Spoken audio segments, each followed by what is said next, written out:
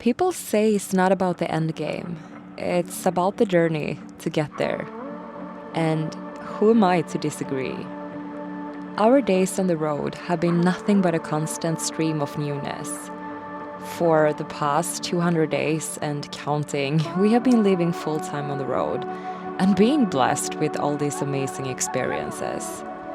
Once I wouldn't change for anything. But as much as I have fallen in love with the journey, the constant movement, and sharing all of our travels with you, this will be our first story about finding home. Do you want to come along? We have been on Ventura for less than 48 hours and just had to brace ourselves because all we want to do is to drive around the entire island and to explore everything at once like two crazy persons. But we decided to stay where we are and to just soak this in and to take a walk into these incredible dunes and just celebrate that we made it all the way from Sweden to here. This place is so magical. I almost feel guilty for even leaving my footprints in the sand. I know the wind will sweep them away by dusk. But in this moment, all I can think of is how much I want everyone to experience this place, just as wild and untouched as we did. Just miles of endless dunes, and the raven, carrier of blessings and fortunes, for those who choose to believe.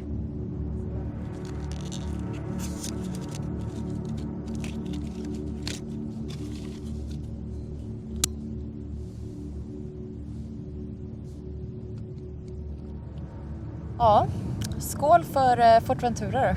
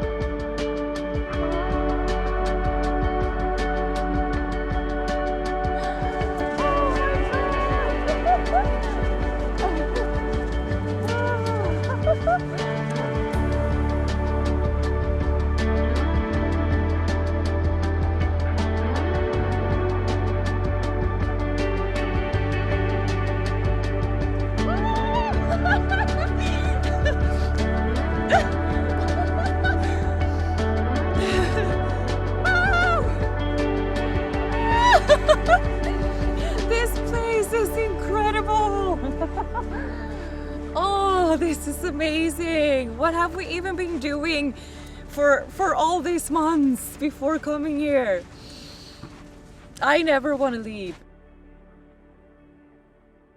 Somewhere in this moment, we realized that our van life journey has come to an end. At least in the way we've known it. I can't believe that we found an even better spot. Check this out. It's amazing. I think I can speak for many travelers when I say that we choose this lifestyle because we dislike routine. But at the same time feel overwhelmed by the complete absence of any. And life on the road is anything but routine. I mean, even those small things we try to make into daily habits to keep some sanity do not stay so daily when unexpected things happen. Literally all the time. Most days we don't even know where we will spend the night. And even when we do, it's just a matter of time before we feel the place sort of expires or that we need to make room for whoever comes next. Which is undeniably such a beautiful part of it. To constantly being exposed to something unfamiliar and to foster the ability to find home wherever we are. Yet I think I speak for the both of us when I say that we are so ready to treat this island as our home. to hit the brakes on constantly moving from one spot to the next, and for once, actually know what to expect in the mornings.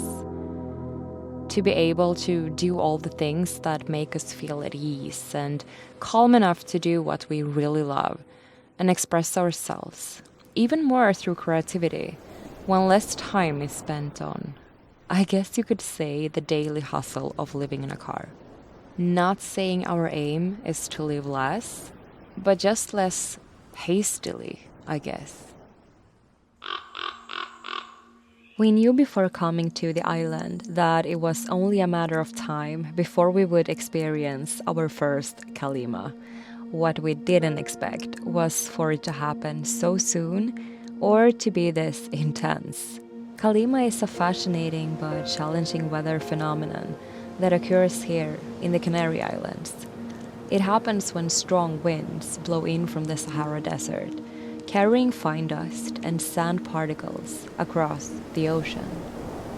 This time, the Kalima has been particularly extreme here on Fuerteventura. Over the past few days, we had incredibly hazy skies, with wind reaching up to 80 kilometers per hour. So this is how it sounds in a van when the wind blows. The air feels heavy and a fine layer of dust seems to settle on everything. It's like we're suddenly seeing the world through a red, smoky filter. It's definitely been a challenging few days in the van, but honestly, isn't nature just breathtaking, even when she's completely wild and outrageous? The sky has finally cleared, and all the gear that we have been carrying around on our roof for months will finally see the water today.